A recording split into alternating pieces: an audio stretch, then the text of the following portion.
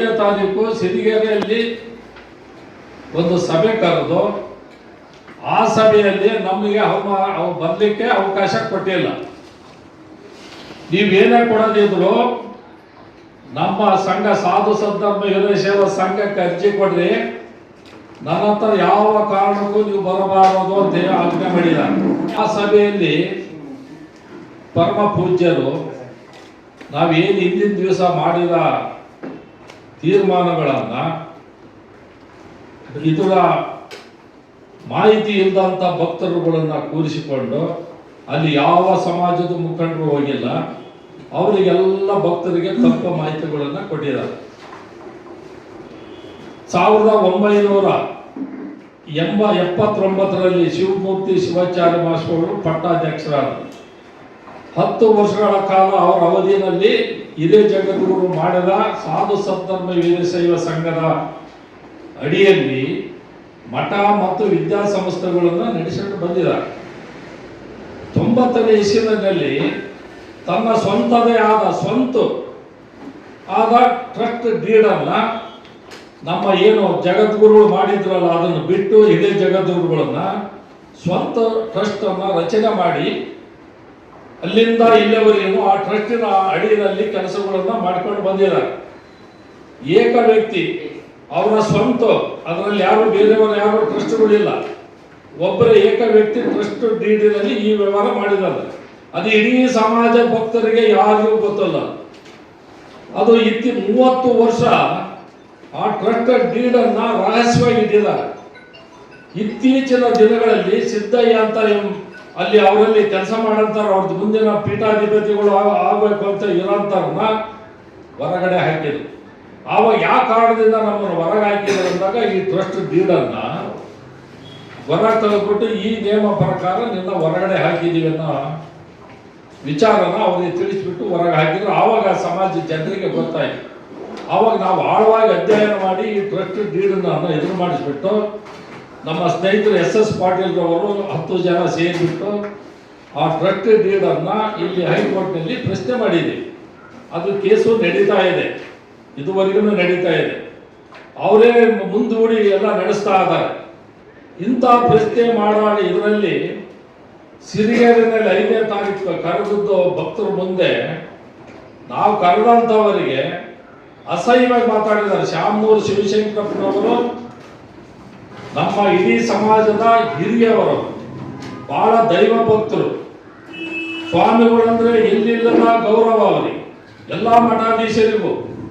ಅಂತ ವ್ಯಕ್ತಿಗೆ ನಮ್ಮ ಪ್ರಶ್ನೆ ಮಾಡೋ ಹಕ್ಕು ನಿಮಗಿಲ್ಲ ಅನ್ನೋದ ಸಂದೇಶ ಕಳಿಸಿದ್ದಾರೆ. ನೈತಿಕತೆ ಇಲ್ಲ ಅಂತ ಹೇಳಿ ರೆಸಾರ್ಟ್ನಲ್ಲಿ ನಮ್ದು ಒಂದು ಕಲ್ಯಾಣ ಮಂಟಪ ಇದೆ, ನಾವು ಅಲ್ಲಿ ಮಾಡಿರೋದು. ರೆಸಾರ್ಟ್ ಬರೋರು ಒಟ್ಟು ಕುಡಿಯಲ್ಲ, ಯಾರೋ ಕುಡಿಯೋರು ಇರ್ತಾರೆ, ಕುಡಿಯಲಿಲ್ಲದವ್ರು ಇರ್ತಾರೆ. ಅಂತಾರಾಷ್ಟ್ರೀಯ ಮಟ್ಟದಲ್ಲಿ ಅತ್ಯಂತ ಗಣ್ಯ ವ್ಯಕ್ತಿಗಳು ಎಲ್ಲ ಬರೋದು ನಮ್ಮಂತ ಸ್ಟಾರ್ ಹೋಟೆಲ್ಗಳಿಗೆ, ಅಲ್ಲೇ ಇರೋದು. ಈ ಸ್ವಾಮಿಗಳು ವಿದೇಶಕ್ಕೆ ಹೋಗಿ ಅಲ್ಲಿ ಯಾವ ಹೋಟ್ಲಾಗಿದ್ದು ಏನು ಮಾಡಿ ಬಂದಾರೆ ಯಾಕೆ ಗೊತ್ತು ನಮಗೆ? ನಾವು ಭಕ್ತಿಯಿಂದ ನಡ್ಕೊಂಡಿರೋರು, ಗೌರವ ಕೊಟ್ಟಿರೋರು, ಅವ್ರ ಮಾತಿನಂಗೆ ನಡ್ಕೊಂಡು ಬಂದಿರೋರು. ನಮ್ಮ ಇಡೀ ಸಮಾಜಕ್ಕೆ, ಸಾಧು ಸದ್ಧರ್ಮ ಸಮಾಜಕ್ಕೆ ದೊಡ್ಡ ಆಘಾತ ಆಗಿದೆ ಇವ್ರು ಮಾಡಿರುವಂತ ಕೆಲಸಗಳು. ಇದನ್ನ ನಾವು ನಮ್ಮ ಭಕ್ತಾದಿಗಳಿಗೆ ಒಯ್ಯಬೇಕು ಅಂದ್ರೆ ಒಂದೇ ಮಾರ್ಗ. ಅನೇಕ ಸರಿ ಮಠದಲ್ಲಿ ಗುರುಗಳ ಮಧ್ಯೆ ಕೂತು ಅನೇಕ ಸಾರಿ ಚರ್ಚೆ ಮಾಡಿದ್ರು, ಏನು ಅದು ಇದಕ್ಕೆ ಮನ್ನಣೆ, ನಮಗೆ ಮಾತುಗಳಿಗೆ ಮನ್ನಣೆ ಕೊಟ್ಟಿಲ್ಲ. ಅದಕ್ಕೋಸ್ಕರ ನಾವು ಈ ನಮ್ಮ ಭಕ್ತಾದಿಗಳಿಗೆ ಹೋಗ್ಬೇಕು ಅಂತ ಹೇಳಿ ಮೀಡಿಯಾ ಮುಂದೆ ಬಂದಿದ್ದೀವಿ. ಇದೆಲ್ಲದು ಸತ್ಯವಾಗಿದೆ. ನಾವು ನಿನ್ನೆ ಸುಪ್ರೀಂ ಕೋರ್ಟ್ ವಕೀಲರನ್ನ, ಹೈಕೋರ್ಟ್ ವಕೀಲರುಗಳನ್ನ ಕೂರಿಸಿ ಸುಮಾರು 4 ಗಂಟೆ ಇದರ ಬಗ್ಗೆ ಎಲ್ಲ ಕುಲಂಕುಷವಾಗಿ ಚರ್ಚೆ ಮಾಡಿದ್ದೀವಿ. ಇದು ಶುದ್ಧ ಟ್ರಸ್ಟ್ ಅವರು ಸ್ವಂತ ಆಸ್ತಿ ಮಾಡ್ಕೊಂಡಾರ. ಸ್ವಂತ ಆಸ್ತಿ ಅಂದ್ರೆ ಅದಕ್ಕೆ ಅವರು ಗುರುಗಳೇ ಅಲ್ಲ. ನಾವು ಇದುವರೆಗೂ ದೊಡ್ಡ ಗೌರವ ಕೊಟ್ಟು ನಮ್ಮ ಗುರುಗಳು ಅಂತ ನಡೆದು ಬಂದಿರೋರು ನಾವು. ಇವನ್ನೆಲ್ಲ ತಿದ್ದುಬಿಟ್ಟು ಆ ಟ್ರಸ್ಟ್ ಡೀಡ್ ಅನ್ನ ಡಿಸಾಲ್ವ್ ಮಾಡಿ ಮುಂದಿನ ಪೀಠಾಧಿಪತಿಗಳನ್ನ ಅನುಕೂಲ ಮಾಡಿಕೊಡ್ರಿ ಅಂತ ಕೇಳಿದ್ರೆ ಅವರು ಆ ಕೋರ್ಟ್ಗೆ ಕೇಸ್ ಹಾಕಿರೋದನ್ನ ನೀವು ವಾಪಸ್ ಪಡೆದು ಬಂದ್ರೆ ನಾನು ಪೀಠಾಧಿಕ ಮಾಡ್ತೀನಿ ಅಂತೀವಿ. ಈಗ ಸಮಾಜ ನಮ್ದು ಸಾಧು ಸಂದರ್ಭ ವೀರಶೈವ ಸಂಘ ಡೆಡ್ ಆಗಿದೆ. 90 ವರ್ಷಗಳ 90ನೇ ಇಸ್ವಿಯಿಂದ ಈ ಟ್ರಸ್ಟ್ ಏನಿದೆಯಲ್ಲ, ಶಿವಮೂರ್ತಿ ಶಿವಾಚಾರ್ಯ ಸ್ವಾಮಿಗಳು ಮಾಡಿಕೊಂಡಿರೋದು ಅದರೆಲ್ಲರೂ ಕೊಟ್ಟಿದ್ದೀವಿ. ಆ ಪ್ರಕಾರನ ಸುಮ್ಮನೆ ಭಕ್ತಾದಿಗಳನ್ನ ಕೂರಿಸಿಕೊಂಡು ಆ ಹಿಂದಿನ ವೀರಶೈವ ಸಂದರ್ಭ ಆ ಹಳ್ಳಿನಲ್ಲಿ ಮಾಡ್ತಿದ್ದೀವಿ ಅಂತ ಹೇಳಿ 30 ವರ್ಷಗಳ ಕಾಲ ಅದನ್ನ ನಡೆಸಿ ಬಂದಾಗ ಇವತ್ತಿನ ಯಾವ ನಮ್ಮ ಭಕ್ತಾದಿಗಳಿಗೂ ಗೊತ್ತಾಗಿಲ್ಲ. ಈಗ ಗೊತ್ತಾಗಿದೆ. ನಾವು ಅಲ್ಲೇನು ನಾವೊಂದು ಸಭೆ ಮಾಡಿದಾಗ ಅನೇಕ ಜನ ನಮ್ಮ ಭಕ್ತಾದಿಗಳಿಗೆ ಗೊತ್ತಾಗಿದೆ. ಇನ್ನೂ ಗೊತ್ತಾಗಬೇಕದು. ನಾವು ಹಳ್ಳಿಗೂ ನಮ್ಮ ಭಕ್ತಾದಿಗಳ ಮನೆಗಳಿಗೆ ಈ ಮಠದಲ್ಲಿ ಆಗಿರುವಂಥ ಅನ್ಯಾಯನ, ದ್ರೋಹನ ಪ್ರತಿಯೊಬ್ಬ ಭಕ್ತರಿಗೂ ನಾವು ಮುಟ್ಟಿಸ್ತೀವಿ. ನಾವು ಕಳೆದ 300-400 ವರ್ಷಗಳ ಇತಿಹಾಸ ಇದೆ ನಮ್ಮ ಮಠದ್ದು. ಹಿರಿಯ ಗುರುಗಳು ಶಿವಕುಮಾರ ಶಿವಾಚಾರ್ಯ ಮಹಾಸ್ವಾಮಿಗಳು ಬಹಳ ಎತ್ತರಕ್ಕೆ ಬೆಳೆಸಿದಂತ ಮಠ ಇದು. ಇದು ಭಕ್ತರ ಮಠ, ಸ್ವಾಮಿಗಳ ಮಠ ಅಲ್ಲ. 1938ನೇ ಸಾಲಿನಲ್ಲಿ ಸಿರಿಗೆರೆ ಶ್ರೀ ಮಧುಚೈನಿ ಸದ್ಧರ್ಮ ಸಿಂಹಾಸನಾಧೀಶ್ವರ ಅದೊಂದು ಮಠ, ಪಾಲ್ಗುರಿಕೆ ಸಿರಿಗೆರೆ 2 ಮಠ, ಅದರ ಬ್ರಾಂಚ್ಗಳು. ಇವೆಲ್ಲವನ್ನ ಯೂನಿಫೈ ಮಾಡಿ 1938ರಲ್ಲಿ ಶ್ರೀ ಮಧುಚೈನಿ ಸದ್ಧರ್ಮ ಸಿಂಹಾಸನ ಶ್ರೀಮತ್ ಪಾಲ್ಕುರಿಕಿ ಸಿರಿಗೆರೆ ಶ್ರೀ ತರಳಬಾಳು ಜಗದ್ಗುರು ಬ್ರಾಹ್ಮಣ ಮಠ ಅಂತೇಳಿ ನಾಮಕರಣ ಮಾಡಿದ್ರು, ಯೂನಿಫೈ ಮಾಡಿದ್ರು. ಇಲ್ಲಿ ಶ್ರೀಗಳು ಅಂತ ಹೇಳಿದ್ರೆ ಮಧುಚೈನಿ ಸದ್ಧರ್ಮ ಸಿಂಹಾಸನಾಧೀಶ್ವರ ತರಳಬಾಳು ಜಗದ್ಗುರು ಶ್ರೀಮತ್ ಪಾಲ್ಕುರಿಕಿ ಸಿರಿಗೆರೆ. ಇದು ಪುರುಷಾಂತ ಸ್ವಾಮಿಗಳಿದ್ದಾಗ ಮಾಡಿದಂಥದ್ದು.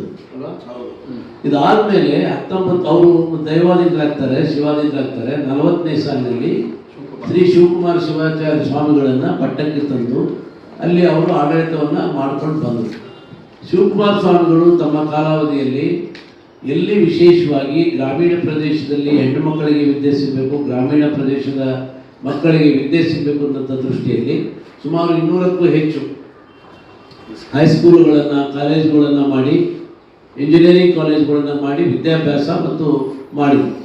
ಈ ಮಠಕ್ಕೆ ಮೊದಲು ದುಗ್ಗಾಣಿ ಮಠ ಅಂತ ಇದ್ದರು. ಇದನ್ನು ದುಡಿಯೋ ಮಠ ಅಂತೇಳಿ ಪರಿವರ್ತನೆ ಮಾಡಿದ ಕೀರ್ತಿ ಶಿವಕುಮಾರ ಶಿವಾಚಾರ್ಯ ಮಹಾಸ್ವಾಮಿಗಳಿಗೆ ಸಲ್ತದೆ. ಶಿವಕುಮಾರ ಸ್ವಾಮಿಗಳು 60ನೇ ವರ್ಷ ಆಗುವಂಥ ಸಂದರ್ಭದಲ್ಲಿ ಒಂದು ಮಾತನ್ನೇ ಹೇಳ್ತಾರೆ. ಅದಕ್ಕಿಂತ ಮುಂಚೆ ಈ ಮಠದಲ್ಲಿ 300 ವರ್ಷದ ಪರಂಪರೆ ಇದೆ. ಈ ಪರಂಪರೆಯ ಪ್ರಕಾರ ಪ್ರತಿಯೊಬ್ಬರು ಪೀಠಾಧಿಕಾರಿಗಳು 60ನೇ ವರ್ಷಕ್ಕೆ ಪೀಠ ತ್ಯಾಗವನ್ನು ಮಾಡಿ ಇನ್ನೊಬ್ಬರಿಗೆ ಅವಕಾಶ ಮಾಡಿಕೊಡ್ಬೇಕು ಅನ್ನೋಂಥದ್ದು ಹಿರಿಯ ಅಲಿಖಿತ ನಡೆದು ಬಂದಂಥ ಪದ್ಧತಿ. ಅವ್ರ ತ್ಯಾಗ ಪತ್ರದಲ್ಲಿ ಹೇಳಿ 60ನೇ ವರ್ಷಕ್ಕೆ ಪ್ರತಿಯೊಬ್ಬರು ನಿರ್ಗಮಿಸಬೇಕು ಅಂತ ಹೇಳಿ ಅವರು ಶಿವಮೂರ್ತಿ ಶಿವಾಚಾರ್ಯ ಮಹಾಸ್ವಾಮಿಗಳಿಗೆ 79ನೇ ಇಸ್ವಿಯಲ್ಲಿ ಪಟ್ಟವನ್ನು ಕಟ್ತಾರೆ. ಅದು ಆಗ ಇದು ಬಹಳ ಸ್ಪಷ್ಟ ಒಂದು ಇಲ್ಲಿ ಏನು ನಾನು ಯಾಕೆ ಹೇಳ್ತಾ ಇದ್ದೀನಿ ಅಂದರೆ, ಶ್ರೀಮದ್ ಉಜ್ಜಯಿನಿ ಸದ್ಧರ್ಮ ಸಿಂಹಾಸನ ಶ್ರೀಮದ್ ಪಾಲ್ಕುರಿಕೆ ಸಿರಿಗೆರೆ ಶ್ರೀ ತರಳಬಾಳು ಜಗದ್ಗುರು ಬ್ರಹ್ಮ ಮಠ. ಇದು ಬಹಳ ಇಂಪಾರ್ಟೆಂಟ್. ಇದು ಮೂಲ ಮಠ. ಇದು ನಮ್ಮ ಸಿರಿಗೆರೆ ಸಂಸ್ಥೆ ಮೂಲ ಮಠ. 1990ನೇ ಇಸ್ವಿಯಲ್ಲಿ ಈಗಿನ ಶಿವಮೂರ್ತಿ ಸ್ವಾಮಿಗಳು ಒಂದು ಪತ್ರದ ಮುಖ 22/7ಕ್ಕೆ ಒಂದು ಪತ್ರ ಬರೀತಾರೆ. 90ನೇ ಇಸ್ವಿಯಲ್ಲಿ ಎಲ್ಲ ಭಕ್ತರಿಗೆ ಬರೆದು ನೀವು ಬಂದು ಆಶೀರ್ವಾದ ತಗೊಂಡು ಹೋಗ್ಬೇಕು ಅಂತ. 27ನೇ ತಾರೀಕು ಭಕ್ತರೆಲ್ಲ ಬರ್ತಾರೆ. ಬಂದಂಥ ಸಂದರ್ಭದಲ್ಲಿ 90ನೇ ಇಸ್ವಿಯಲ್ಲಿ ಏನು ಮಾಡ್ತಾರೆ, ಒಂದು ಡೀಡನ್ನು ಮೊದಲೇ ರೆಡಿ ಮಾಡಿ ಇಟ್ಕೊಂಡಿದ್ರು. ಆ ರೆಡಿ ಮಾಡಿ ಇಟ್ಕೊಂಡಂಥದ್ದು ಇಂಗ್ಲೀಷ್ನಲ್ಲಿತ್ತು. ಅದಕ್ಕೆ ಭಕ್ತಾದಿಗಳು ಒಂದು ಸಿಗ್ನೇಚರ್ ತಗೋತಾರೆ. ಆ ಡೀಡ್ ಏನಪ್ಪ ಅಂತ ಹೇಳಿದ್ರೆ, ಅಲ್ಲಿವರೆಗೂ ಇದ್ದಂಥದ್ದು ಮಧುಚೈನಿ ಸದ್ಧರ್ಮ ಸಿಂಹಾಸನ ಪಾಲ್ಕುರಿಕೆ ಸಿರಿಗೆರೆ. ಇಲ್ಲಿ ಏನು ಮಾಡ್ತಾರೆ, ಶ್ರೀ ಮಧುಚೈನಿ ಸದ್ಧರ್ಮ ಸಿಂಹಾಸನಾಧೀಶ ತರಳಬಾಳು ಜಗದ್ಗುರು ಅಂತೇಳಿ ಆ ಟ್ರಸ್ಟ್ಗೆ ಹೆಸರನ್ನ ಇಡ್ತಾರೆ, ಹೊಸ ಹೆಸರನ್ನ ಇಡ್ತಾರೆ. ಇಲ್ಲಿ ಪಾಲ್ಕುರಿಕೆ ಸಿರಿಗೆರೆ ಮಾಯಾಗೋಯ್ತು. ಹಳೆ ಮಠ ನುಂಗಿ ಹಾಕ್ಬಿಟ್ರು. ಹಳೆ ಮಠ ಉಳಿಲಿಲ್ಲ. ಹಳೆ ಮಠದ್ದು ಈ 77ನೇ ಇಸ್ವಿಯಲ್ಲಿ ಒಂದು ಸಾಧು ಸದ್ಧರ್ಮ ಸಂಘ ಅಂತ ಒಂದು ನಾಟ್ ಅಥರೈಸ್ಡ್ ಅಧ್ಯಕ್ಷ. ಹಾಗಾಗಿ ಇವತ್ತು ಆ ಸಂಘ ಕೂಡ ಕ್ಯಾನ್ಸಲ್ ಆಗುತ್ತೆ, ಈ ಟ್ರಸ್ಟ್ ಕೂಡ ಕ್ಯಾನ್ಸಲ್ ಆಗುತ್ತೆ. ಇವತ್ತು ಈ ಸಂಬಂಧವಾಗಿ ಅದಕ್ಕೆ ನಾವು ಏನು ಮಾಡಿದ್ವಿ, ಈಗ ಒಂದು ವಿಚಾರ ಮಾಡಿದ್ವಿ. ಇವತ್ತು ಸ್ವಾಮೀಜಿಯವರು ನಮ್ಮೆಲ್ಲರ ಗೌರವಕ್ಕೆ ಧಕ್ಕೆ ತರುವಂತ ಕೆಲಸ ಮಾತಾಡಿದ್ದಾರೆ ಅಂತ ಏನು ಹೇಳಿದ್ದಾರೆ. ಇದು ನಮ್ಮ ಗೌರವಕ್ಕೆ ಧಕ್ಕೆ ಬಂದಿದೆ. ನಮ್ಮ ಮಾನ ನಷ್ಟ ಆಗಿದೆ. ಆದ್ರಿಂದ ನಾವೆಲ್ಲರೂ ಕೂಡ ಇವತ್ತು ಆ ಸಿರಿಗೆರೆ ಸ್ವಾಮಿಗಳ ಮೇಲೆ, ಈಗಿರುವ ಸ್ವಾಮಿಗಳ ಮೇಲೆ ಮಾನ ನಷ್ಟ ಮೊಕದ್ದಮೆಯನ್ನ ಹಾಕಬೇಕು ಅಂತ ತೀರ್ಮಾನ ಮಾಡಿದ್ದೇವೆ. 31ನೇ ತಾರೀಕಿಗೆ ಕೇಸು ಬರ್ತಾ ಇದೆ. ಆ 31ನೇ ತಾರೀಕು ಬಂದಂತ ಸಂದರ್ಭದಲ್ಲಿ 4 ಅಂಶಗಳನ್ನ ನಮ್ಮ ವಕೀಲರು ಅಲ್ಲಿ ಈಗ ಕೇಳ್ಕೊಂಡಿದ್ದಾರೆ. ಒಂದು, ಈ ಟ್ರಸ್ಟಿಯ ಪ್ರಕಾರ ಸ್ವಾಮೀಜಿಯವರು ಯಾವುದೇ ವ್ಯವಹಾರಗಳನ್ನ ಮಾಡಕೂಡದು. ಎರಡನೇದು, ಟ್ರಸ್ಟಿ ಪ್ರಾಧಿಕಾರ ಪ್ರಕಾರ ಪೀಠಾಧಿಕಾರಿಯನ್ನು ನೇಮಕ ಮಾಡಬಾರದು. ಮತ್ತೆ ಸಭೆ ಸಮಾರಂಭಗಳನ್ನ ಮಾಡ್ತಾರೆ ಸಿರಿಗೆರೆ ಸ್ವಾಮೀಜಿಯವರು. ಸಭೆ ಸಮಾರಂಭಗಳಲ್ಲಿ ಹೋಗಿ ಸಮಾಜದ ಗುರುಗಳಾದಂಥವರು ಧರ್ಮದ ಬಗ್ಗೆ, ಆಚಾರದ ಬಗ್ಗೆ, ವಿಚಾರದ ಬಗ್ಗೆ ಆಗಬೇಕು ಹೊರತು ಆ ಸಭೆ ಸಮಾರಂಭಗಳಲ್ಲಿ ಯಾರು ಅವ್ರನ್ನ ಪ್ರಶ್ನೆ ಮಾಡಿರ್ತಾರೆ ಅವರು ತೇಜೋವಧೆ ಮಾಡುವಂಥದ್ದು, ಅವ್ರ ಮೇಲೆ ಭಕ್ತಾದಿಗಳನ್ನ ಎತ್ತಿ ಕಟ್ಟುವಂತ ಕೆಲಸ ಮತ್ತು 2 ಗುಂಪನ್ನ ಸಮಾಜದಲ್ಲಿ ಮಾಡುವಂತ ಕೆಲಸವನ್ನ ಇವತ್ತು ಅವ್ರು ಮಾಡ್ತಾ ಇದ್ದಾರೆ. ಅದನ್ನು ಮಾಡಬಾರ್ದು ಅಂತೇಳಿ ಅದಕ್ಕೆ ಸ್ಟೇ ಕೂಡ ಕೇಳಿದ್ದೆ ನಾವು. ಮತ್ತೆ ಮಠದ ಆಸ್ತಿ ಇವತ್ತು ಏನಿದೆ, ಇವತ್ತು ಶಾಲೆ ಕಾಲೇಜುಗಳೆಲ್ಲ ಮುಚ್ಚಿ ಹೋಗ್ತಾ ಇದ್ದಾವೆ. ಎಲ್ಲ ಕೆಲವು ಕಡೆ ಬಿಲ್ಡಿಂಗ್ಗಳು ಬಿದ್ದು ಹೋಗಿದ್ದಾವೆ. ಇಂಜಿನಿಯರಿಂಗ್ ಕಾಲೇಜ್, ರಾಣೇಬೆನ್ನೂರು ಕಾಲೇಜ್ ಕೂಡ ಕ್ಲೋಸ್ ಆಗ್ತಾ ಇದೆ. ಕಲ್ಯಾಣ ಮಂಟಪಗಳು ಪ್ರಾರಂಭ ಅದು ಮುಕ್ತಾಯನ ಆಗಿಲ್ಲ. 30 ವರ್ಷದಿಂದ ನಡೀತಾ ಇದ್ದಾವೆ. ಇವೆಲ್ಲವುಗಳ ಲೆಕ್ಕವನ್ನ ಕೋರ್ಟಿಗೆ ಕೊಡಬೇಕು ಅಂತ ನಮ್ಮ ವಕೀಲರು ಅದನ್ನು ಕೂಡ ಇವತ್ತು ಅವರ ಅರ್ಜಿಯಲ್ಲಿ ಹಾಕಿದ್ದಾರೆ. ಹಾಗಾಗಿ ಇವತ್ತು ಏನು ಈ ಟ್ರಸ್ಟ್ ಮಾಡಿಕೊಂಡು ಹಳೆ ಮಠವನ್ನ ನುಂಗಿ ಹೊಸ ಮಠ, ಖಾಸಗಿ ಮಠವನ್ನ ಪ್ರಾರಂಭ ಮಾಡಿದ್ದಾರೆ, ಅದು ಕಾನೂನು ದೃಷ್ಟಿಯಲ್ಲಿ ಅಶಿದ್ದು. ಮತ್ತೆ ಇದು ಭಕ್ತರ ಗಮನಕ್ಕೆ ಬಂದಿಲ್ಲ. ಭಕ್ತರಿಗೆ ಕಣ್ಣೊರೆಸುವಂತ ಕೆಲಸ ಮಾಡಿದ್ದಾರೆ. ಭಕ್ತರು ಯಾರು ಕೂಡ ಇದ್ರ ಬಗ್ಗೆ ಚಿಂತನೆ ಮಾಡಿಲ್ಲ. ಇದು ನಾವು ಮಠದ ಸದ್ಭಕ್ತರು, ನಾವೆಲ್ಲರೂ ಮಠದ ಗೌರವವನ್ನ ಕಾಯಬೇಕು. ಈ ಮಠ ಹಿಂದೆ ಶಿವಕುಮಾರ ಸ್ವಾಮಿಗಳು ಕಟ್ಟಿ ಬೆಳೆಸಿದಂತ ಮಠ ಏನಿದೆ, ಈ ಮಠ ಉತ್ತಮಕ್ಕೆ ಹೋಗ್ಬೇಕು ಅನ್ನೋಂಥ ದೃಷ್ಟಿಯನ್ನ ಇಟ್ಕೊಂಡಂಥವ್ರು ಇವತ್ತು ಇವರು ಈ ರೀತಿ ಸೌರ ಟ್ರಸ್ಟ್ ಅನ್ನ ಮಾಡಿಕೊಂಡು ಸಮಾಜವನ್ನ ಒಡೆದು ಇದ್ದಂತ ಆಸ್ತಿ ಪಾಸ್ತಿಯನ್ನ ತಮ್ಮ ಹೆಸರಲ್ಲೇ ಏನ್ ಮಾಡ್ಕೊಂಡಿದ್ದಾರೆ, ಇದಕ್ಕೆ ಕಡಿವಾಣ ಹಾಕಬೇಕು. ಮಠದ ಆಸ್ತಿ ಮಠಕ್ಕೆ ಉಳಿಬೇಕು, ಮಠದ ಗೌರವ ಮಠಕ್ಕೆ ಉಳಿಬೇಕು, ಸಮಾಜದ ಬಂಧುಗಳು ತಲೆ ಎತ್ತಿ ಓಡಾಡಬೇಕು. ಆ ರೀತಿಯಲ್ಲಿ ಆಗ್ಬೇಕು ಅನ್ನೋಂಥ ಉದ್ದೇಶದಿಂದ ನಾವು ಈ ಪತ್ರಿಕಾಗೋಷ್ಠಿಯನ್ನ ಮಾಡ್ತಾ ಇದ್ದೇವೆ ಹೊರತು, ಮತ್ತೆ ದಾವಣಗೆರೆ ಮೀಟಿಂಗ್ ಮಾಡಿದ್ದೇವೆ ಹೊರತು ಮಠದ ವಿರುದ್ಧ ಖಂಡಿತ ಅಲ್ಲ. ಆ ಪೀಠದ ಸೋಲ್ ಟ್ರಸ್ಟ್ ಏನಿದೆ ಅದು ರದ್ದಾದ್ರೆ ಆಟೋಮೆಟಿಕ್ ಹಾಕಿದಂತ ಕೇಸ್ಗಳು ತನ್ನಷ್ಟಕ್ಕೆ ತಾನೇ ಹೋಗ್ತದೆ. ಮುಖ್ಯವಾಗಿರೋದು ಆ ಟ್ರಸ್ಟ್ ನಲ್ಲಿ ತಾವು ದುರುಪಯೋಗ ಮಾಡ್ಕೊಂಡಿದ್ದಾರೆ. ಜನರ ಮುಗ್ಧತೆಯನ್ನ, ಜನರ ಭಕ್ತಿಯನ್ನ ಜನರಿಗೆ ಗೊತ್ತಾಗದ ರೀತಿಯಲ್ಲಿ ಸೇಮ್ ಟೈಟಲ್ ಸ್ವಲ್ಪ ಬದಲಾವಣೆ ಮಾಡಿಕೊಂಡು ಟೈಟಲ್ ಬಗ್ಗೆ ಯಾರಿಗೂ ಕನ್ಫ್ಯೂಷನ್ ಆಗದ ರೀತಿಯಲ್ಲಿ ಜನರ ಕಣ್ಣಿಗೆ ಬಟ್ಟೆ ಕಟ್ಟಿ ಇವತ್ತು ತಮ್ಮ ಹೆಸರು ಈಗ ಏನೇನು ನಡೆದಿದೆ ಮಠದಲ್ಲಿ ಸವಿಸ್ತಾರವಾಗಿ ಹೇಳಿದ್ದೀವಿ. ಅದಕ್ಕೆ ಇಲ್ಲಿ ಈಗ ಎಲ್ಲ ಪ್ರಿಂಟ್ ಮಾಡಿದ್ದೀವಿ, ಏನೇನು ಆಗಿತ್ತು, ಯಾವ ರೀತಿ ಆಗಿದೆ, ಯಾವ ರೀತಿ ಆಗ್ಬೇಕಾಗಿತ್ತು, ಈಗ ಅದು ಪೈಲ ಮತ್ತೆ ಎಲ್ಲವನ್ನು ಕೂಡ ಸಂಪೂರ್ಣವಾಗಿ ಎಲ್ಲ ಜನರ ಗಮನಕ್ಕೆ ತರುವಂಥದ್ದು, ಸಮಾಜದ ಭಕ್ತರ ಗಮನಕ್ಕೆ ತರುವಂಥ ಕೆಲಸ ನಾವು ಖಂಡಿತ ಮಾಡ್ತೀವಿ. ಇವರು ಈ ರೀತಿ ಬದಲಾವಣೆಯನ್ನು ಮಾಡಿಕೊಂಡಿದ್ದಾರೆ, ಅದು ಜನರ ಗಮನಕ್ಕೆ ಬಂದಿಲ್ಲ. ಈಗ ಕೂಡ ಒಂದು ಗುಂಪನ್ನು ಎತ್ತಿ ಕಟ್ಟಂಥದ್ದು, ಗುಂಡಾಗಳನ್ನು ಇಡುವಂಥದ್ದು. ನಿನ್ನೆ ಒಬ್ಬರು ನಾನು ಮಾಧ್ಯಮದ ಸ್ನೇಹಿತರಿಗೆ, ಎಲೆಕ್ಟ್ರಾನಿಕ್ ಮಾಧ್ಯಮದವರಿಗೆ ಮಾತಾಡುವಾಗ ಹೇಳಿದ್ರು, ಹಿಂದೆ ಒಂದ್ಸರಿ ನಾವು ವಿಷಯವನ್ನ ಹಾಕಿದಾಗ ನಮ್ಮ ವಾಹಿನಿಗೆ ಇಷ್ಟೊಂದು ಬೆದರಿಕೆ ಬಂತು, ಇಷ್ಟೊಂದು ಗಲಾಟೆ ಮಾಡಿದ್ರು, ಹಾಗೆ ಮಾಡ್ತೀವಿ ಹೀಗೆ ಮಾಡ್ತೀವಿ ಅಂತ ಹೆದರಿಸಿದ್ರು. ಗುಂಡಗಳನ್ನ ಇಟ್ಕೊಂಡು ಇವತ್ತು ಅಲ್ಲಿ ಇವ್ರು ಯಾರು ಇನ್ನೊಬ್ರು ಕುಡಿತಾರೆ ಅಂತೇಳಿ ಟೀಕೆ ಮಾಡ್ತಾರೆ. ಅವ್ರ ಜೊತೆಗೆ ಇರುವಂಥವ್ರು ಗುಂಡಾಗಳು ಇದ್ದಾರೆ, ಅಲ್ಲಿ ಕುಡಿಯುವಂಥ ಜನ ಇದ್ದಾರೆ. ಅವ್ರಿಗೆ ಕುಡಿಸ್ಬಿಟ್ಟು ಅವ್ರನ್ನ ದುರ್ಬಳಕೆ ಮಾಡಿಕೊಂಡು ಅವ್ರ ಕೈಯಿಂದಲೇ ಈ ಕೆಲಸನ ಇವರೇ ಮಾಡಿಸ್ತಾ ಇದ್ದಾರೆ. ಇದು ಎಲ್ಲ ಕುಡುಕರು ಸೇರ್ಕೊಂಡು ಮಾಡಿದ್ದಾರೆ ಅಂತ ಹೇಳ್ಬಿಟ್ಟಿದ್ದಾರೆ.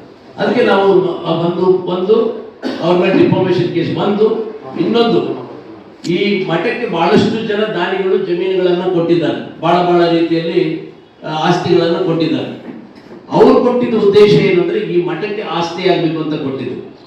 ಆದರೆ ಈ ಸ್ವಾಮೀಜಿಯವರು ಟ್ರಸ್ಟ್ ಅನ್ನ ತಮ್ಮ ಹೆಸರನ್ನೇ ಮಾಡಿಕೊಂಡು ಆ ಮಠಕ್ಕೆ ಸೇರಿದಂತ ಎಲ್ಲ ಆಸ್ತಿಗಳನ್ನ ತಮ್ಮ ಹೆಸರಲ್ಲಿ ಏನ್ ಮಾಡ್ಕೊಂಡಿದ್ದಾರೆ.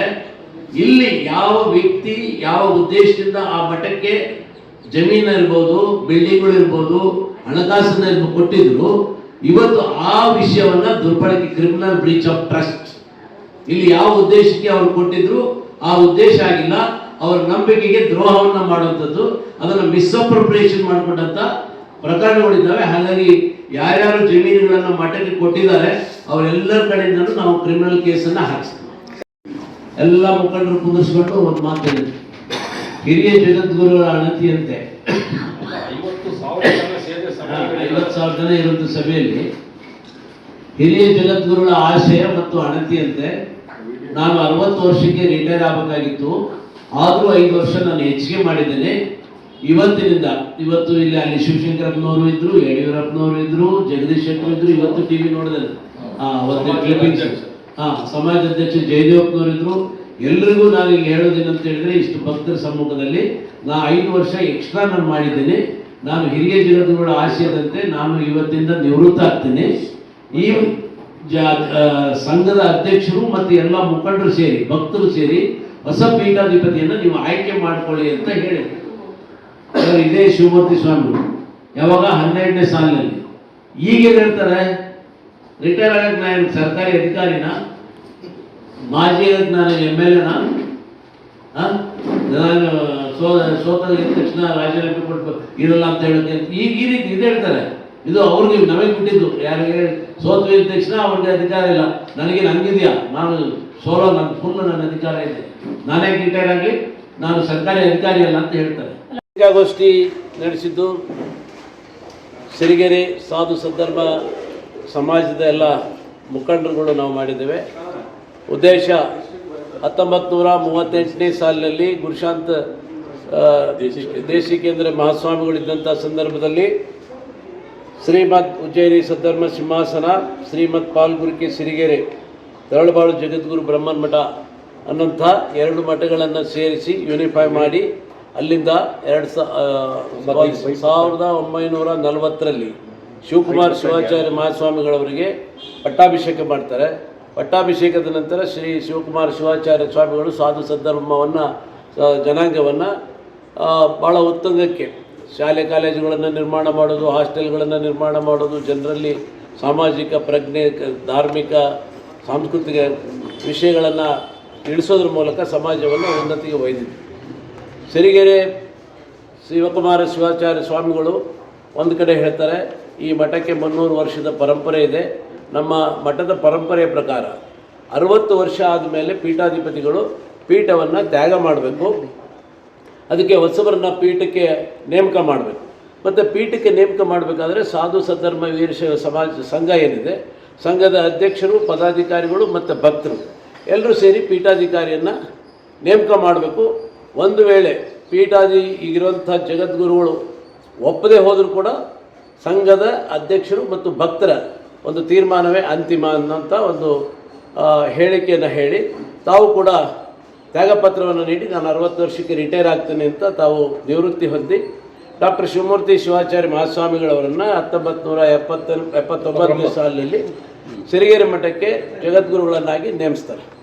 ಅಲ್ಲಿವರೆಗೂ ಇದರ ಟೈಟಲ್ ಡೀಡ್ ಹೆಂಗಿದೆ ಅಂತ ಹೇಳಿದರೆ, ಶ್ರೀಮದ್ ಉಜ್ಜಯಿನಿ ಸದ್ಧರ್ಮ ಸಿಂಹಾಸನಾಧೀಶ್ವರ ಶ್ರೀಮದ್ ಪಾಲ್ಪುರಿಕೆ ಸಿರಿಗೆರೆ ಶ್ರೀ ತರಳಬಾಳು ಜಗದ್ಗುರು ಬ್ರಾಹ್ಮಣ ಮಠ. ಇದು ನಡೆದು ಬಂದಂಥದ್ದು ಮೂಲ ಮಠ. ಇದು ಮೂಲ ಮಠ. ಎಲ್ಲ ಆಸ್ತಿಗಳು, ಎಲ್ಲ ಭಕ್ತಾದಿಗಳು ಏನು ದೇಣಿಗೆ ಕೊಟ್ಟಿದ್ದಾರೆ, ಜಮೀನುಗಳನ್ನು ಕೊಟ್ಟಿದ್ದಾರೆ, ಈ ಮಠಕ್ಕೆ ಕೊಟ್ಟಂಥದ್ದು. 1990ನೇ ಇಸ್ವಿಯಲ್ಲಿ ಈಗಿನ ಶ್ರೀಗಳು ಒಂದು ಸಭೆಯನ್ನು ಕರೆದು ಒಂದು ಡೀಡ್ ಮಾಡಿದ್ದೇನೆ ಅಂತೇಳಿ ಜನರು ಸೈನ್ ತಗೋತಾರೆ. ಆ ಡೀಡ್ ಏನಂತ ಹೇಳಿದರೆ, ಆ ಡೀಡ್ನಲ್ಲಿ ಶ್ರೀ ಮಧುಜ್ಜಯಿನಿ ಸದ್ಧರ್ಮ ಸಿಂಹಾಸನಾಧೀಶ್ವರ ಶ್ರೀಮದ್ ಪಾಲ್ಪುರಿಕೆ ಸಿರಿಗೆರೆ ಅನ್ನೋದನ್ನು ಬಿಟ್ಬಿಡ್ತಾರೆ. ಅಲ್ಲಿಗೆ ಹಳೆ ಮಠ ವೈಂಡಪ್ ಆದಂಗೆ, ಹಳೆ ಮಠಕ್ಕೆ ಯಾವುದೇ ರೀತಿ ಅಸ್ತಿತ್ವ ಮುಂದುವರಿಯೋದಿಲ್ಲ. ಅದನ್ನು ತೆಗೆದುಹಾಕಿ ಶ್ರೀ ಮಧುಜ್ಜಯಿನಿ ಸದ್ಧರ್ಮ ಸಿಂಹಾಸನಾಧೀಶ್ವರ ತರಳಬಾಳು ಜಗದ್ಗುರು ಬ್ರಹ್ಮನ್ ಮಠ ಸಿರಿಗೆರೆ ಶಿವಮೂರ್ತಿ ಶಿವಾಚಾರ್ಯ ಮಹಾಸ್ವಾಮಿಗಳು ಅಂತ ಮಾಡ್ಕೊಂಡ್ಬಿಡ್ತಾರೆ. ಸ್ವಂತ ಮಠ ಆಯಿತು. ಅಲ್ಲಿಗೆ ಖಾಸಗಿ ಮಠ ಆಯಿತು. ಒಬ್ಬರದೇ ಭಕ್ತರ ಮಠ ಇದ್ದು ಖಾಸಗಿ ಮಠ ಆಯಿತು. ಆಮೇಲೆ ಹಿಂದೆ ಏನು ಪಾಲ್ಪುರಿಕೆ ಸಿರಿಗೆರೆ ಮತ್ತು ತರಳಬಾಳು ಜಗದ್ಗುರು ಮಧುಜ್ಜಯಿನಿ ಸದ್ಧರ್ಮ ಸಿಂಹಾಸನ ಎರಡಕ್ಕೂ ಇದ್ದಂಥ ಎಲ್ಲ ಪ್ರಾಪರ್ಟಿಗಳು ಕೂಡ ಆ ಟ್ರಸ್ಟ್ನಲ್ಲಿ ತನಗೆ ಬರಬೇಕು, ಟ್ರಸ್ಟ್ನಲ್ಲಿ ಇರೋದಕ್ಕೆ ತಾನು ಯಜಮಾನ ಅನ್ನೋಂಥ ಒಂದು ಬಿಂಬಿಸ್ತಾರೆ, ಅದನ್ನು ರೆಕಾರ್ಡ್ ಮಾಡ್ತಾರೆ ಆ ರೀತಿ. ಮತ್ತು ಪೀಠಾಧಿಕಾರಿಯನ್ನು ನೇಮಕ ಮಾಡೋದು ಕೂಡ ಮುಂದಿನ ದಿನಗಳಲ್ಲಿ 1977ರ ಬೈಲಾದಲ್ಲಿ ಸಾಧು ಸದ್ಧರ್ಮ ವೀರಶೈವ ಸಮಾಜ ಸಂಘದ ಏನಿತ್ತು ಅದರ ಅಧಿಕಾರಿಗಳನ್ನೆಲ್ಲ ಮೊಟಕುಗೊಳಿಸಿ ಮುಂದೆ ಪೀಠಾಧಿಕಾರಿಯನ್ನು ಮಾಡಬೇಕಾದ್ರೆ ತಾವೇ ಏಕೈಕ ವ್ಯಕ್ತಿ ಆಯ್ಕೆ ಮಾಡ್ಬೋದು. ಮತ್ತು ಬಿಲ್ ಮೂಲಕನಾದರೂ ಮಾಡ್ಬೋದು ಅನ್ನೋಂಥ ಒಂದು ಟ್ರಸ್ಟ್ನಲ್ಲಿ ಅದನ್ನು ಕಾಡಿಸಿ ಮಠದ ಎಲ್ಲ ಜವಾಬ್ದಾರಿ ತಮಗೆ ಸೇರಬೇಕು ಮತ್ತು ತಮ್ಮ ಎಲ್ಲ ಅಧಿಕಾರನೂ ಅವರಿಗೆ ಸೇರಬೇಕು ಮತ್ತು ಮುಂದೆ ತಾವು ಕಾಲ ಆದ ನಂತರ ಬಂದಂಥ ಪೀಠಾಧಿಪತಿಗೆ ಕೂಡ ಈ ಟ್ರಸ್ಟನ್ನು ತಿದ್ದುಪಡಿ ಮಾಡಲಿಕ್ಕೆ ಅವಕಾಶ ಇಲ್ಲ ಅನ್ನೋಂಥ ಒಂದು ವಿಷಯವನ್ನು ಕೂಡ ಆ ಟ್ರಸ್ಟ್ನಲ್ಲಿ ಪ್ರಸ್ತಾಪ ಮಾಡಿ ತಮ್ಮ ಹೆಸರಲ್ಲೇ ಮಾಡಿಕೊಂಡು ಒಂದು ಹಿಂದಿನ ಮಠವನ್ನು ಮುಚ್ಚಾಕ್ಬಿಡ್ತಾರೆ. ಇಲ್ಲಿ ತರಳಬಾಳು ಜಗದ್ಗುರು ಬ್ರಹ್ಮನ್ ಭಟ್ಟ ಅಂತ ಬಂದ ತಕ್ಷಣ ನಮ್ಮ ಜನ ಏನು ಅಂದ್ಕೊಂಡ್ರು, ಇದು ಯಾವುದು ಕನ್ಫ್ಯೂಷನ್ ಮಾಡ್ಕೊಳ್ಳಿಲ್ಲ, ಇದ್ರ ಬಗ್ಗೆ ತಲೆ ಕೆಡಿಸ್ಕೊಳ್ಳಿಲ್ಲ. ಈ ಪಾಲ್ಕುರಿಕೆ ಸಿರಿಗೆರೆ ಇತ್ತಲ್ಲ ಅದನ್ನು ಬಿಟ್ಟು ಹಾಕಿದ್ರು, ಒಂದು ಮಠನ ತೆಗೆದು ಹಾಕಿದ್ರಲ್ಲ, ಅದ್ರ ಬಗ್ಗೆ ಯಾರು ತಲೆ ಕೆಡಿಸ್ಕೊಳ್ಳಲ್ಲ. ಹಾಗಾಗಿ ಹಿಂದಿನ ಮಠದ ಅಸ್ತಿತ್ವ ಹೋಯಿತು. ತಮ್ಮ ಖಾಸಗಿ ಮಠವನ್ನಾಗಿ ಮಾಡಿಕೊಂಡು ಇವತ್ತು ಅದರ ಮೂಲಕ ನಾನೇ ಸರ್ವಾಧಿಕಾರಿ ಅನ್ನುವಂಥದ್ದನ್ನು ನಡೆಸ್ಕೊಂಡು ಹೋಗ್ತಾ ಇದ್ದಾರೆ. ಹಾಗಾಗಿ ಆಗ ಆ ಮಠ ಸೈನ್ ಮಾಡಿಲ್ಲ, ಯಾರು ಭಕ್ತಾದಿಗಳು ಬಂದರು ಸೈನ್ ಮಾಡಿಸ್ಕೊಂಡಿದ್ದಾರೆ ಅಷ್ಟೇ. ಬೇಕಾದವರು ಬೇಕಾದ್ರೆ ಮಾಡ್ಕೊಂಡ್ರು ಅಷ್ಟೇ. ಈ ನನ್ನ ಹೆಸರು ಅವ್ರಿಗೆ ಬರ್ತಾ ಅವರೇ ಅದು ಮಾಡಿಕೊಂಡು ಈಗ ಮಠಕ್ಕೆ ಬೇರೆ ಬೇರೆ ನಮ್ಮ ಮಠದಲ್ಲಿ ಬ್ರಾಂಚ್ಗಳಿದ್ದಾವೆ. ಅದಕ್ಕೆ ಪೀಠಾಧಿಪತಿ ಏನು ಬ್ರಾಂಚ್ಗಳಿಗೆ ಸ್ವಾಮೀಜಿಗಳನ್ನು ನೇಮಕ ಮಾಡೋದು ತಮ್ಮ ಅಧಿಕಾರ, ಅವ್ರು ಕಿತ್ತಾಕೋದು ತಮ್ಮ ಅಧಿಕಾರ. ಇದೇ ರೀತಿ ಮಾಡಿಕೊಂಡು ಇದ್ದವ್ರನ್ನೆಲ್ಲ ಕಿತ್ತಾಕೊಳ್ಳೋದು, ತೆಗೆದು ಹಾಕೊಳ್ಳೋದು, ಮತ್ತು ಮಠಕ್ಕೆ ಯಾರು ದುಡಿದಿದ್ದಾರೆ, ಮಠಕ್ಕೆ ಯಾರು ಕಷ್ಟಪಟ್ಟು ಸಾವ್ಕೊಂಡಿದ್ರು ಅವ್ರನ್ನೆಲ್ಲರನ್ನು ಕೂಡ ಇವತ್ತು ತೆಗೆದುಹಾಕೋದು. ಯಾರಾದರೂ ಹೋಗಿ ಪ್ರಶ್ನೆ ಮಾಡಿದರೆ ಸ್ವಾಮೀಜಿ ಇದು ಸರಿಯಲ್ಲ ಅಂದ ತಕ್ಷಣ ಇವನ್ನು ತೆಗೆದುಹಾಕು ಅಂತೇಳಿ ಮಾಡ್ಕೊಂಬರುವಂಥ ಪದ್ಧತಿಯನ್ನು ಮಾಡಿಕೊಂಡು ಇವತ್ತಿನ ದಿವಸ ಅದನ್ನು ಸೋಲೋ ಟೆಸ್ಟ್ ಮಾಡಿದ್ದಾರೆ. ಇದು ಸಿದ್ದಯ್ಯನವ್ರನ್ನ ಅಲ್ಲಿ ಮರಿಯನಾಗಿ ಮಾಡಿಕೊಂಡು ಮುಂದಿನ ಸ್ವಾಮೀಜಿಯನ್ನಾಗಿ ಮಾಡಬೇಕು ಅಂತೇಳಿ ಇಟ್ಕೊಂಡು ಬಂದರು. ಆದರೆ 2014ನೇ ಸಾಲಿನಲ್ಲಿ ಅವರ ಸ್ವಾಮೀಜಿಯವರು ಪೀಠಾಧಿಕಾರಿಯಾಗಿ ತಮ್ಮ ತಂಗಿ ಮಗನನ್ನು ಮಾಡಬೇಕು ಅಂತ ಹೇಳಿ ಹೊರಟರು. ಆಗ ಮಠದ ಭಕ್ತಾದಿಗಳು ಅದನ್ನು ವಿರೋಧ ಮಾಡಿದರು. ಕೆಲವರು ಸಿದ್ದಯ್ಯನವ್ರ ಪರವಾಗಿ ನಿಂತ್ಕೊಂಡ್ರು. ಆ ಕಾರಣಕ್ಕಾಗಿ ಸಿದ್ದಯ್ಯನವ್ರನ್ನ ಮಠದಿಂದ ತೆಗೆದುಹಾಕ್ತಾರೆ. ಮಠದಿಂದ ತೆಗೆದು ಹಾಕಿದ ಮೇಲೆ ಯಾಕೆ ಅಂತ ಪ್ರಶ್ನೆ ಮಾಡಿದಾಗ ಈ ಡೀಡ್ ಪ್ರಕಾರ ನನಗೆ ಸೋಲೋ ಅಧಿಕಾರ ಇದೆ, ನಾನು ನಿಮ್ಮನ್ನು ಕಿತ್ತು ಹಾಕಿದ್ದೀನಿ ಅಂತ. ಆಗ ನಮ್ಮ ಮಠದ ಭಕ್ತರಿಗೆ ಕೆಲವರಿಗೆಲ್ಲ ಗಮನಕ್ಕೆ ಬಂದು ಈಗ ಸ್ವಾಮೀಜಿ ಮೇಲೆ ಕೋರ್ಟಲ್ಲಿ ಕೇಸನ್ನು ಹಾಕಿದ್ದೀವಿ. ಕೋರ್ಟಲ್ಲಿ ಕೇಸ್ ಹಾಕಿ ಕೇಸ್ಗಳು ಕೂಡ ನಡೀತಾ ಇದ್ದಾವೆ. 21ನೇ ಸಾಲಿನಲ್ಲಿ ಇದು ಸ್ಟಾರ್ಟ್ ಆಯಿತು. 21ರಾಗಿ ಈಗಾಗಲೇ ಕೋರ್ಟಲ್ಲಿ ನಡೀತಾ ಇದೆ. ಈ ತಿಂಗಳು 31ಕ್ಕೆ ಮತ್ತೆ ಅದು ಲಾಸ್ಟ್ ಡೇಟ್ ಕೊಟ್ಟಿದ್ದಾರೆ. ಇದನ್ನೆಲ್ಲ ತಿಳ್ಕೊಂಡು ನಾವು ಮಠದ ಎಲ್ಲ ಭಕ್ತಾದಿಗಳು 4ನೇ ತಾರೀಕು ದಾವಣಗೆರೆಯಲ್ಲಿ ಅಪೂರ್ವ ರೆಸಾರ್ಟ್ನಲ್ಲಿ ಒಂದು ಕಲ್ಯಾಣ ಮಂಟಪದಲ್ಲಿ ಒಂದು ಸಭೆ, ಸಮಾಜದ ಎಲ್ಲ ಮುಖಂಡರು, ಎಲ್ಲ ಗಣ್ಯ ವ್ಯಕ್ತಿಗಳು ಶಿವಶಂಕರಪ್ಪನವರ ನೇತೃತ್ವದಲ್ಲಿ ಒಂದು ಸಭೆಯನ್ನು ಮಾಡಿ ಆ ಸಭೆಯಲ್ಲಿ ತೀರ್ಮಾನ ತಗೊಂಡಿದ್ದಿಷ್ಟೇ, 25-30 ಜನರದ್ದೊಂದು ಸಮನ್ವಯ ಸಮಿತಿ ಮಾಡಬೇಕು.